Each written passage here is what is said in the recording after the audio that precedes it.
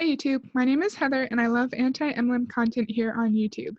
Today I am super excited for us to watch a 20-minute video of Moira Kusaba's Leadership 2020 Top Coach interview. I'm really excited to watch this, and as always, please let me know what you think about everything down below. What I want to do is we're going to start, you've been a coach for 6.5 years. And in that time, you've met literally thousands of coaches. So I want you to start with what you think is different about you when you were a new coach. I kind of think nothing is different about me, honestly. But if I have to look back, I didn't come in with, a leg up or a certain background or anything like that. She says she didn't come in with a leg up, but she's about to tell us what her leg up was. In fact, I really felt like I did have every limiting belief and all the obstacles were in my way, like all of us. But looking back, I did come in with a different perspective. That's a way to make the top 10 coaches team super relatable. Oh, I had the same obstacles you did. I had the same struggles you did. But look, I was able to overcome them and I was able to get to the very top of the company. Because I'd been an entrepreneur. So when I was actually thinking... Sorry, I paused it 1,000 times already. She has no leg up, but she was an entrepreneur and an actual business owner previous to Beachbody. About this morning, when, for instance, I didn't have, like my previous business, $20,000 a month in overhead. It was like an ongoing joke that our overhead's like, whatever it was then, $17.95 or something. But I also remember being shocked that like I had access to customer service. So and I didn't employ them. And so I just had a different perspective when I got here. I had like this insane gratitude for Beachbody where, we all know how much people can complain about customer service. So she has a background as an actual business owner, and she's comparing her experience owning her business to being in Beachbody and saying how much easier and cheaper it is working with Beachbody. Well, Moira, that's because you are not a business owner in Beachbody. Emblem distributors, unfortunately, are not business owners. They are contracted employees who pay for the privilege of selling the products and recruiting others to sell the products and recruit others and so on and so on. So prior to this, she owned an actual business that she controlled everything on, and she was responsible for payroll, customer service. She had total control over the products and services, etc. And of course, Beachbody would be easier than that because you are not a business owner. If you're an actual small business owner, how does it feel to hear MLM distributors call themselves business owners? I feel like it's really like a slap to the face, or it could be, because there's lots of time, effort, energy, money that goes into owning your own business, and I feel like it's insulting. What do you think? And things like that. Sorry, Todd. You're amazing. But I always felt like this is just this incredible opportunity, having come from the business owner background. So then So she came from the business owner background, but are you still not a business owner? I'm confused. let's talk about it. So how did you actually get in the trenches and learn the business? Well, I have an amazing coach, Meredith Ganal. Can you imagine having the top coach in the whole network as your direct downline? Like Meredith whatever is probably making so much money off of just this one coach. She probably doesn't have to work again as long as Moira is active and cycling. Her coach is going to make lots and lots of money. And, she had obviously trainings in place, and we had something I think called, what did we call it back then? Coach Basics training. But I think the thing that I might have done a little differently is, if you don't know me, I'm a little bit of an addictive personality. And I was like obsessive about YouTube trainings. I was just kind of going above and beyond what I think even my new coaches do today. I was obsessively curious about these successful coaches, and I was then obsessively curious about how to become good at this. So I was just kind of devouring every training I could get my hands on. Okay.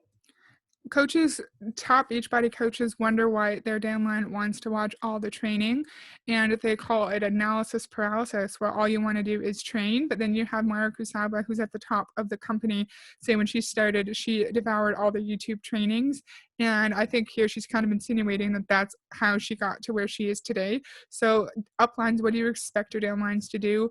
They're seeing the top coaches and trying to replicate their behavior so they may be able to have that same level of success, which it's impossible. You're not going to be as successful as Mora Kusaba if you're entering Beachbody this year right now. So then, as you are signing coaches, let's stay back then.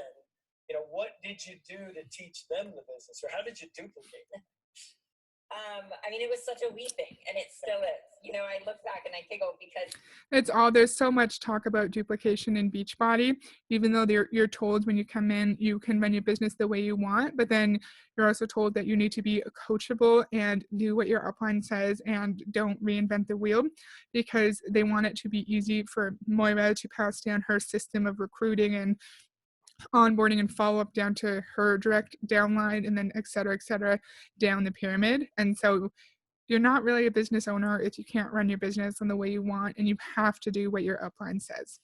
Like, we were just fumbling forward together. I remember Aaron Hopkins and Jolie joining the team. And Erin Hopkins is the current number 4 coach in the entire network, so she's in Moira's direct downline. Aaron trying to tell Jolie about Team Cycle Bonus, which is hilarious now because she's like the comp girl. And, Jolie came over and sat down at my kitchen table, and I explained it to her. It was always just like a learning together.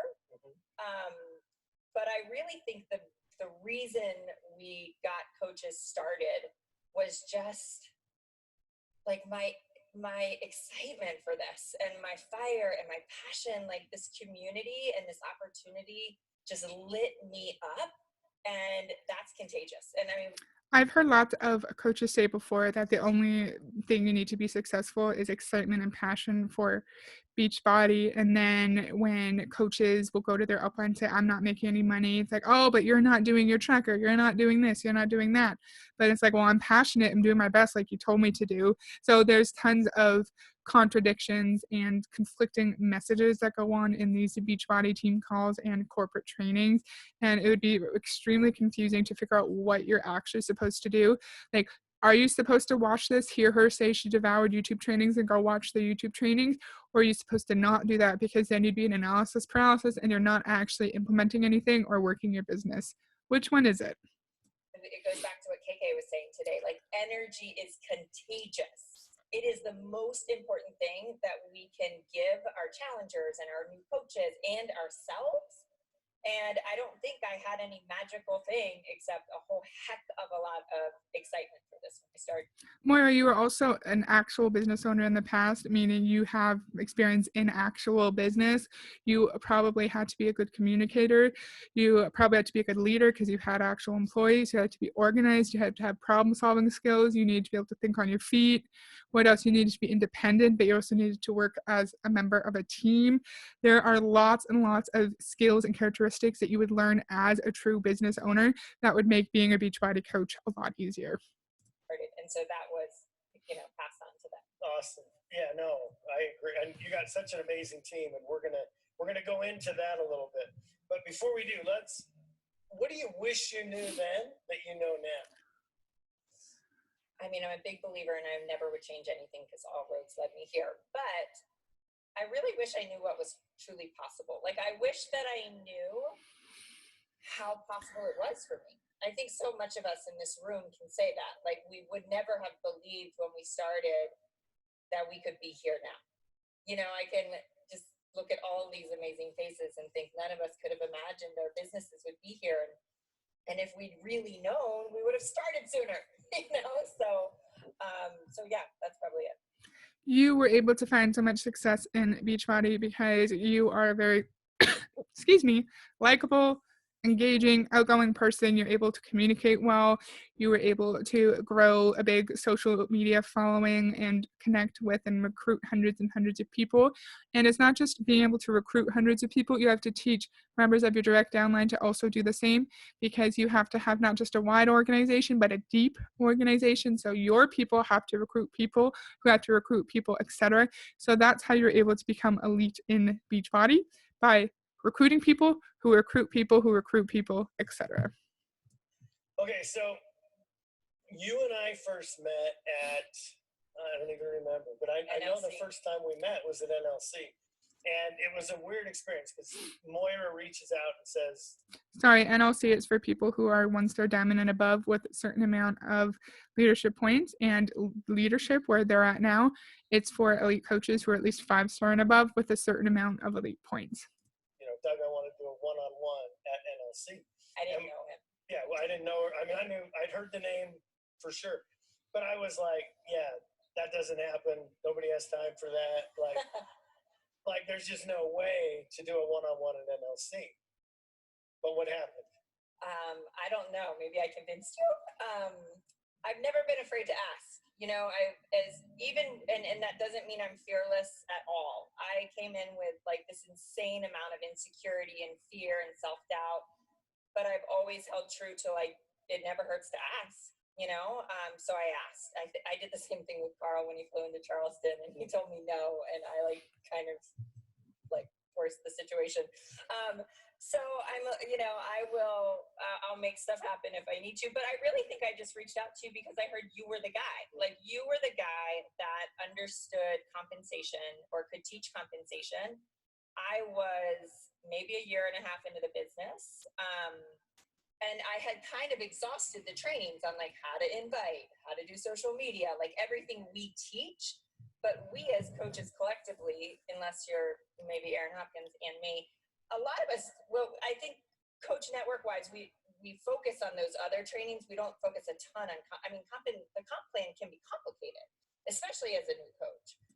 The comp plan is complicated because Beachbody makes it complicated on purpose, and you don't see new coach trainings on the comp plan because if you do, new coaches are going to see if they're not able to sell the opportunity as a Beachbody coach, then they're not going to make any money. They're not going to rank advance. They're not going to build a team, and they're going to go into debt. So that's why it's not taught, because they don't want new coaches to know the only way to make money is recruitment. And so I needed that like level of knowledge, and you were the guy. So yeah. Anyway, but what like you came to that meeting with some specific questions, like you were looking for something. What were you looking for? Probably how to build income. Just see, that's the Beachbody income disclaimer, and I'm going to read it in case you guys can't see it. Beachbody does not guarantee any level of success or income from the Team Beachbody coach opportunity. Each coach's income depends on his or her own efforts, diligence, and skill. See a statement of independent coach earnings for the most recent information on our coaches' actual incomes. So the Beachbody coaches are required to have this anytime they talk about income, because just because Maura Gusaba is able to make $1 million a year in Beachbody does not mean that your average person joining now is going to be able to achieve that level of success. So this is mandated by the Federal Trade Commission, this statement. Is how to build income. Okay.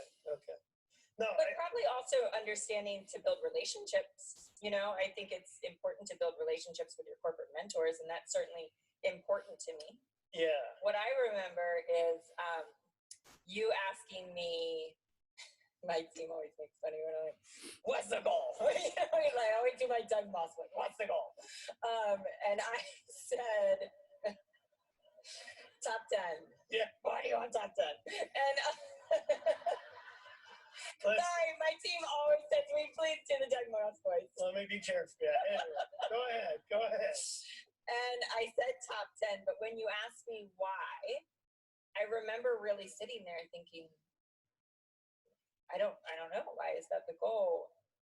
And what I remember so clearly is the answer that I gave you is still so true today. And 6.5 years later, it is a huge part of, I think, why I am where I am in the business. And I told you, I just want to know if I can do it. Doug, why do you mean, why does she want to be a top 10 coach? It's because the top 10 coaches in Beachbody are true celebrities. They get all the recognition. They get to go on amazing trips. People follow them around like they're, as I said, celebrities. They're actually worshipped in Beachbody. So why would you not want to be top 10?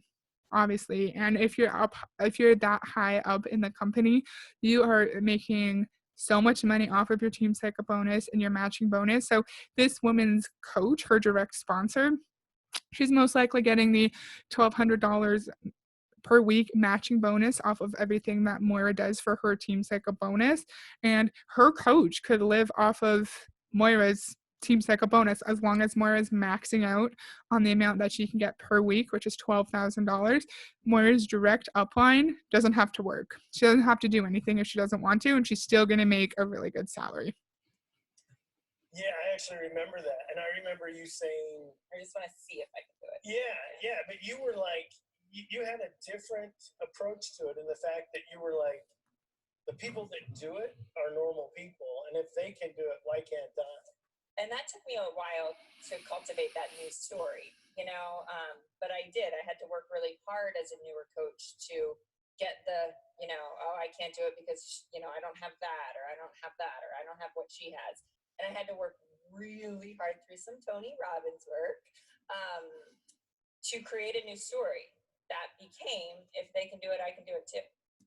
I've talked about this so many times before, but that's completely false. Not everyone can connect with thousands and thousands of people to bring them into their team and run a team that actually recruits people too, because everyone in your downline has to continue working. And like for me, for example, if I was to join Beachbody, I do not have the characteristics to be a top coach.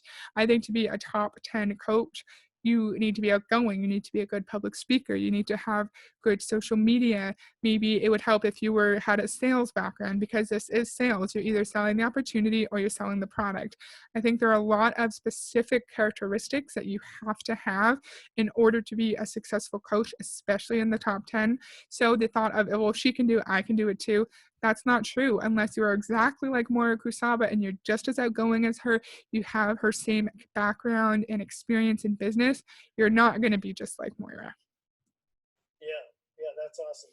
So let's talk about your team. You've obviously built this incredible group of leaders, right? And you continue to develop new leaders. So I want to ask some specific questions about your organization, you know, Team Together Rising. The question is, first of all, every single coach in Beachbody has their own team name. So Moira's is Team Together Rising, and then all of her downline coaches have their own names too. How do you find business builders? And I'll caveat that with, on our best of the best calls every Friday, this question is asked every week. Like, it's the number one question that's asked constantly.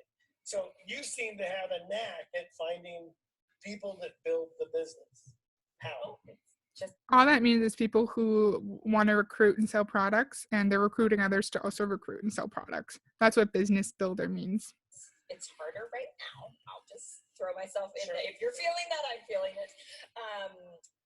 But it's certainly evolved over the years. I think locally, not just my PS, but locally in Charleston, talk about a self-limiting belief. I remember being the only coach in Charleston, South Carolina, and thinking like, if I lived in San Diego where my coach is, I could be successful, you know, and then shifting that belief or that story to, instead of letting that be my story that I can't be successful because I'm all alone, I'm going to go create what I see. And I think collectively we have maybe 8 local elite coaches in a very small town. Yeah. And so I found a lot of them locally, and they were acquaintances. They were not best friends. But I think, and it goes back to what Ashley Molstad said a couple years ago, serve the people at your dining room table. Mm-hmm. You know, I think coaches are really quick to go to this Instagram world. And I think when I reached out to friends of friends or friends of friends of friends, there was some type of connection, some type of even loyalty there a little bit, or trust. And so they were that much more likely to stick through kind of the hesitations and the self-doubt and just stay with me. I think that's So Ashley Molstead, a past top coach, has said in the past, serve the people at your dining room table. So Moira is saying a lot of coaches want to go to Instagram first, and maybe because they feel like they don't want to harass their friends and family and friends of friends of friends and draw in on that trust that they have, that loyalty they have towards you.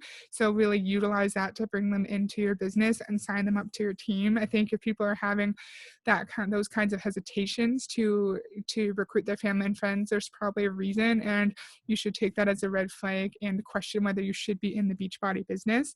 And so she already said there's 8 elite coaches in her town. I can't remember if that's like in her direct downline or if that's just in Beachbody in general. But if you're an elite, if you're an elite coach, that means you have a massive, massive team. So how many Beachbody coaches are there in that one town?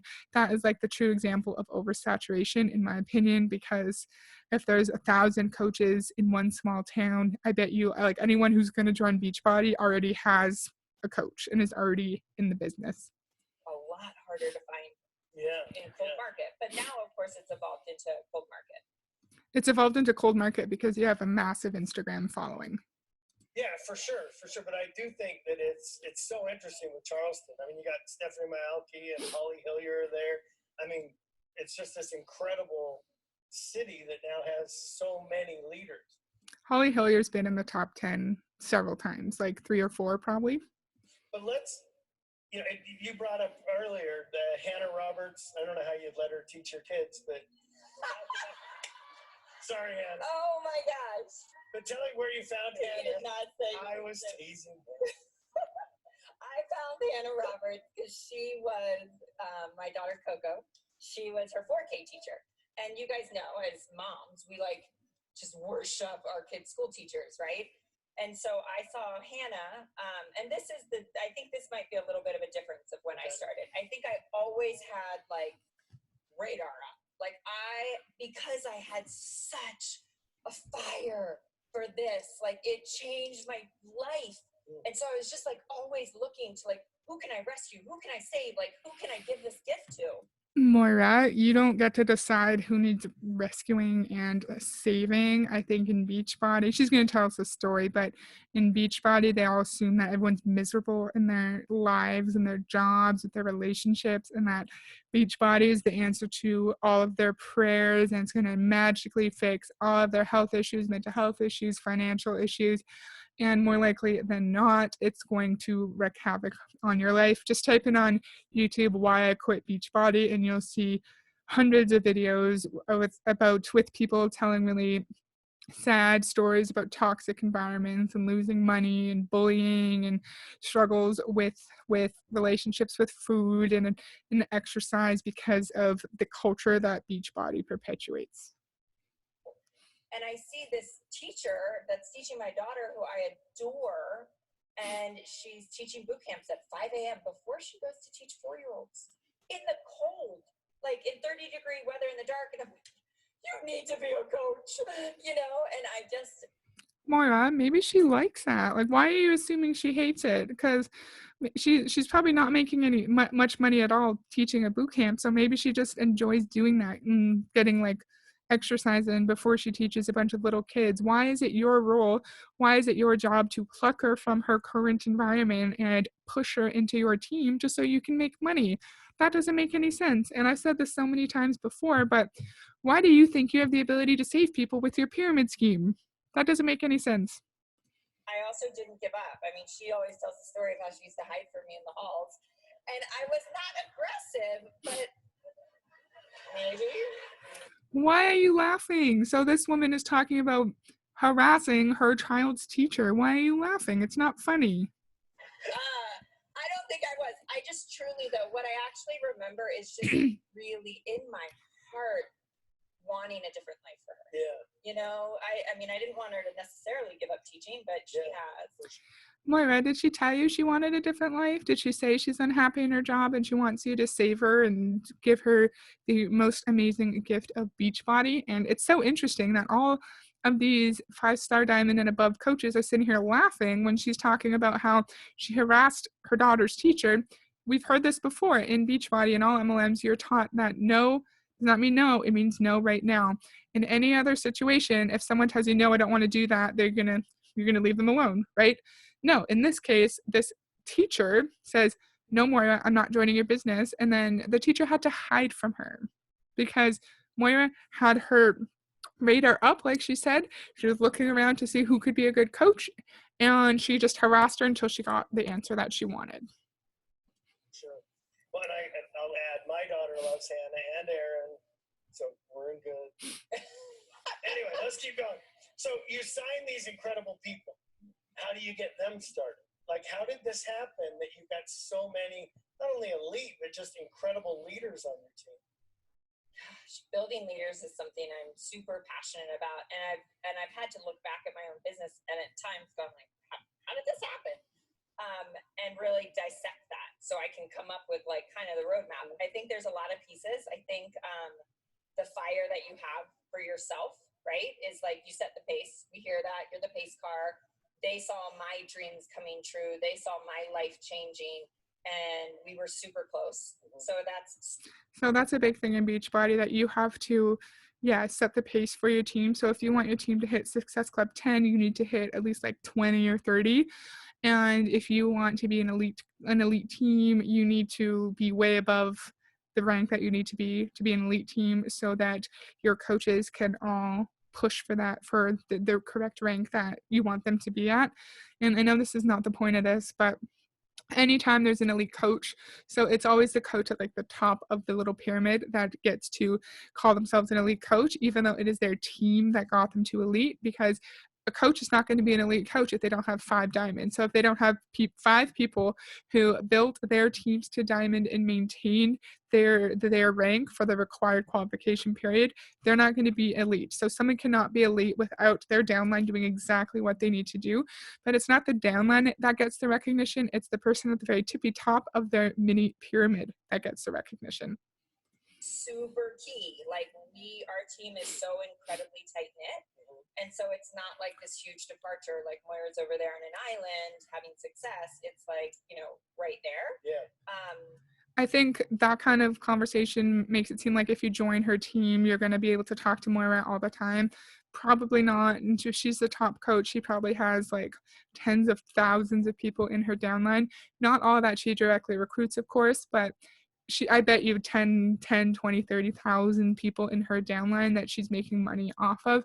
So she's not going to be able to connect with everyone in her downline. That's just impossible. So if you're like, say Aaron Hopkins is your sponsor, like you're probably not going to talk to Moira much. You're probably not going to see Aaron Hopkins much either.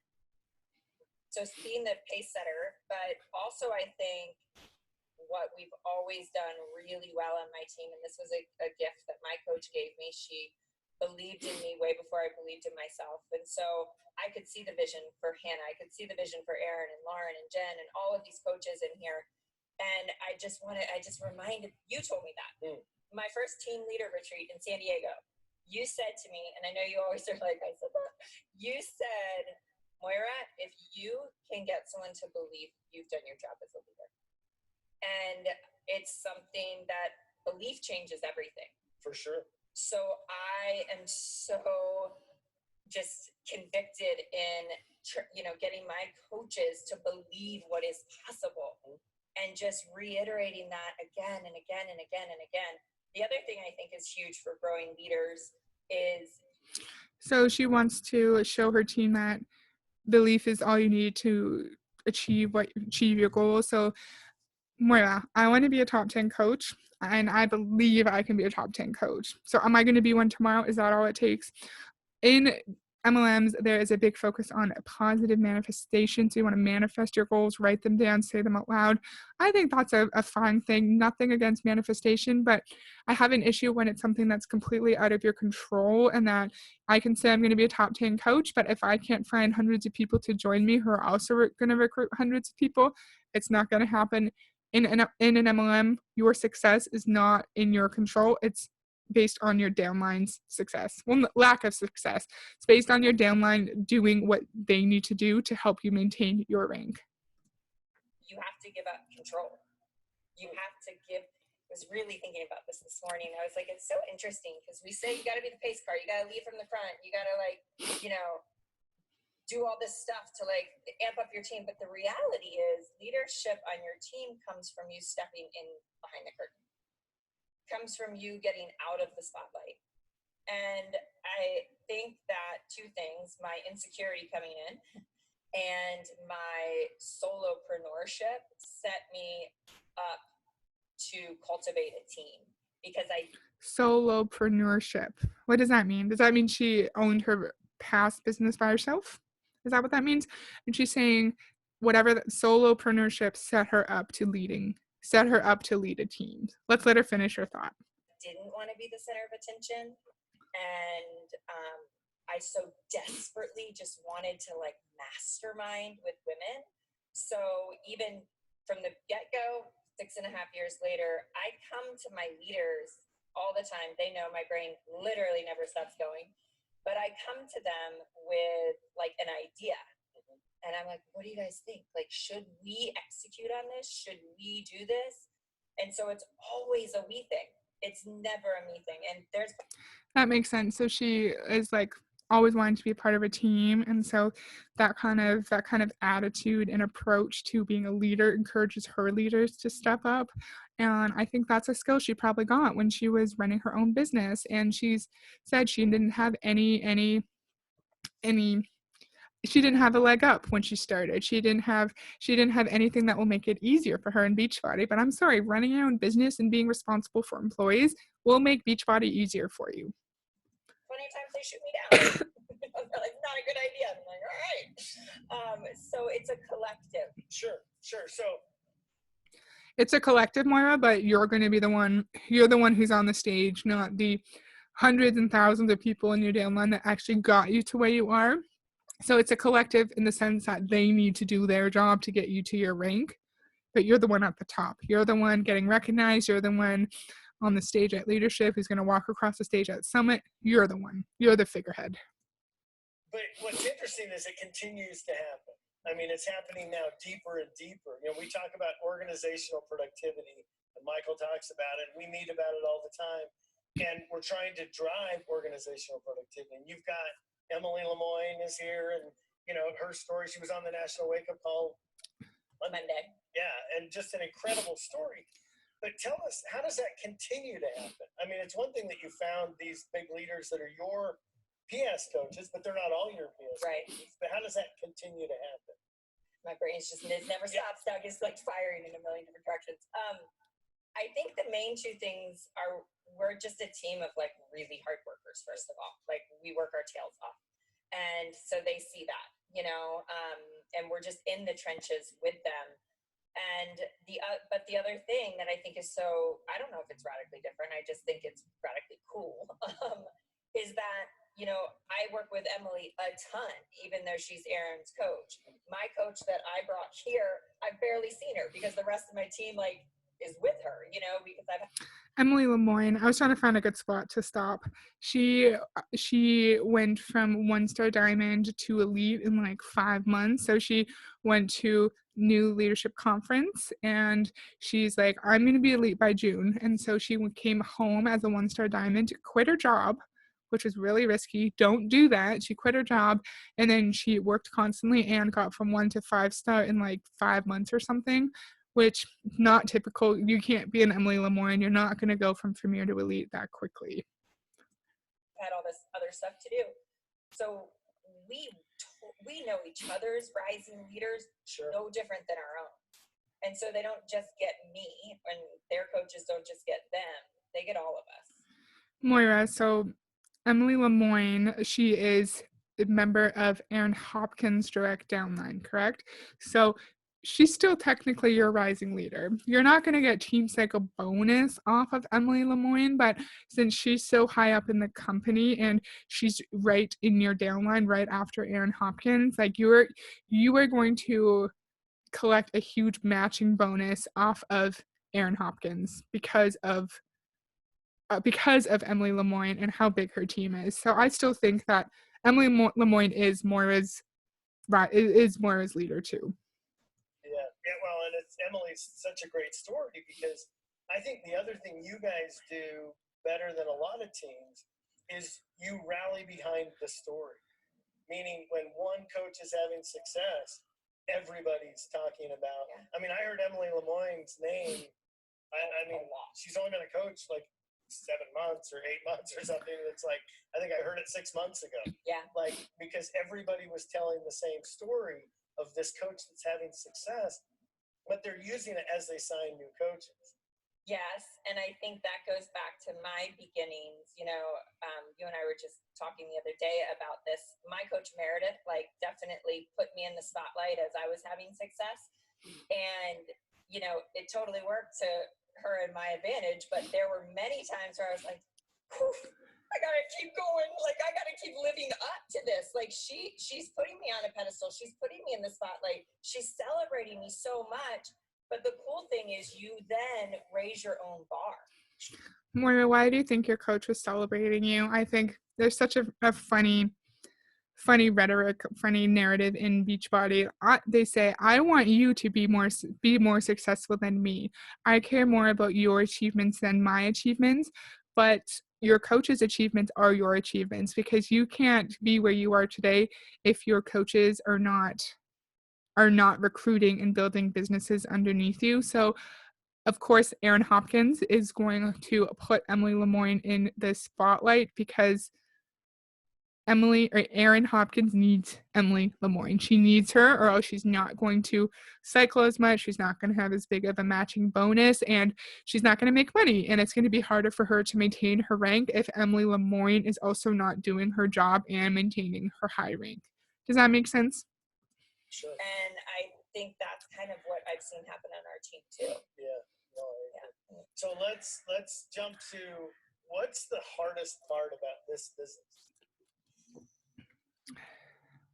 Right now, we're always.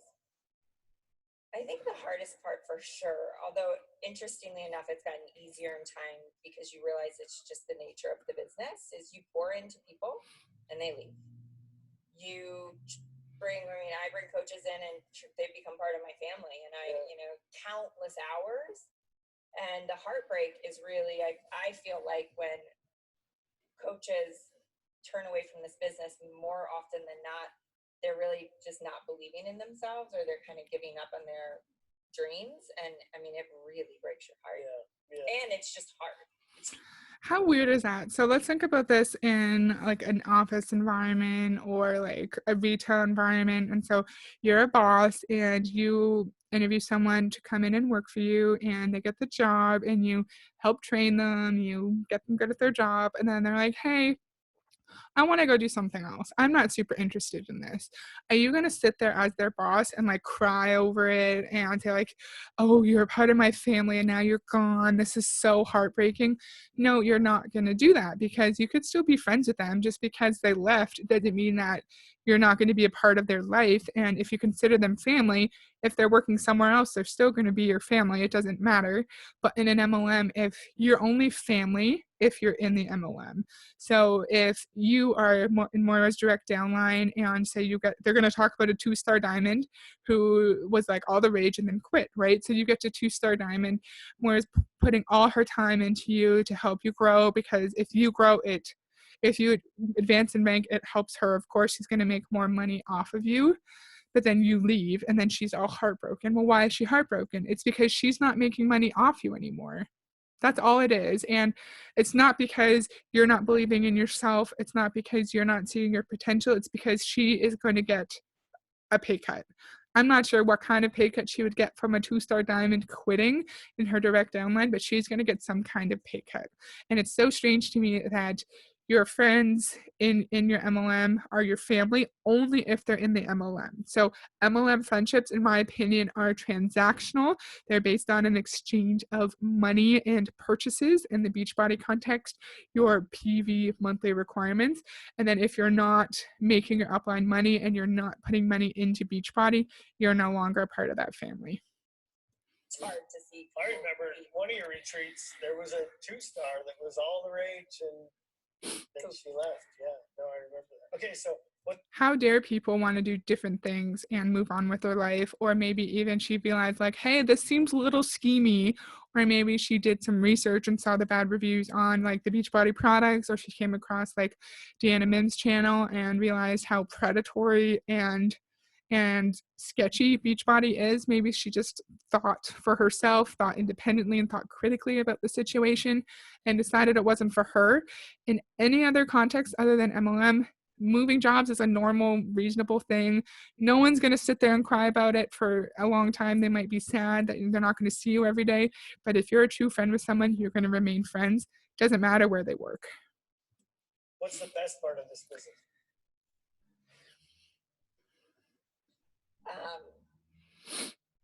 The best part of this business is the people. You can't get teary. I mean, my team, I can't imagine my life without them. They've carried me through so much, especially recently, and as has this like whole entire network. I mean, even like relationships with you guys, the corporate relationships, like I've had so many moments. I think I've said this twice in the last year when we got together, because my team got together for Summit. And I remember feeling this at the last Success Club trip. I remember feeling this feeling of like, I didn't know I could love this big. I didn't know I could love this much. I mean, I think before I came into this business, it's like you kind of can count the people on both hands of who you truly love. And it's like 100 times that now, you know, and the depth of like empathy and sympathy and just care and concern. And it's just the people. That's why people are so scared to leave their MLMs, right? They might see that it's really negative and toxic and that they're losing money, but then if Moira's their direct upline, they might hear her talk like this and say like, oh, and they might think I'm part of a family. They love me. They've helped me through horribly hard times when like my sibling died or this horrible thing happened in my life. And they might think like I'm dependent on my Beachbody family. I need my Beachbody family to get through life, to be healthy, to be happy. And then I've also heard Beachbody helped me be a better mother, a better wife, a better teacher, a better friend, instead of just crediting your normal maturity growth process as an adult when you have new experiences. It's going to happen either way. Instead of crediting that for your changes in who you are as a person, they credit the company. And so I feel like this is such a weird conversation that she's having. It feels a little bit culty to me. This is your job. Your job should not be everything about who you are. You should have other passions outside of your job. You should not be Beachbody, but I feel like Moira Kusaba is Beachbody. It's who she is in her soul. I am not my workplace. I don't think that my workplace is the only interesting thing about me. I have other interests and passions that I pursue outside of my work. Does that make sense? Sorry, I know that was a little rambly. We're almost done. I know this is super long. Awesome. Well, we're out of time. Final question is, what advice, you got one stars in the room, you've got, Julie Voris in the room, what advice would you give to these guys? Don't remind me. It's hard to present to Julie Voris. Advice. I think the number one thing is not anything that I would say that I've done and I should sprinkle my, whatever wisdom on you. I think it's the same thing that I'm going to do myself. And it goes back to KK's presentation. And for you guys that were here yesterday, remember we did that kind of process at the end, and Tony said, like, can you imagine starting your day like that? And I've always done his work, and I've always done that morning stuff. And psychology is 80%, and strategy is 20%. And so the number one thing that I'm already clear on that I need to implement when I go back is shifting my energy, and being really intentional about my morning process and getting back to that. It is the biggest thing we can do for our business. 1,000%. Awesome. Yeah, because it's all about mindset, right? And if you aren't making money in Beachbody, oh, well, your morning process sucks. And so just have a better morning routine, wake up earlier, read some mindset, personal development, personal growth, bullshit books, and then you're going to be a millionaire just like Moira Kusaba, because it's all about mindset. So I know that was super long. Thank you to anyone who watched all of it, and I really appreciate it.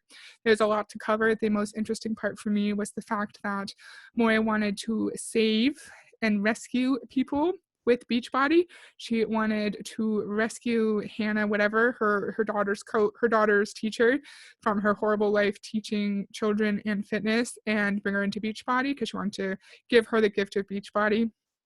Such a weird thought to have, and I would never think that I could save people with my work. I'm not a doctor. I'm not a nurse. I don't have any business saying I can save people. And especially Mora Kusaba doesn't have any business saying she's going to save people with her pyramid scheme. So I know that was a lot to cover. Please let me know what you think down below, and I'll see you next time. Bye.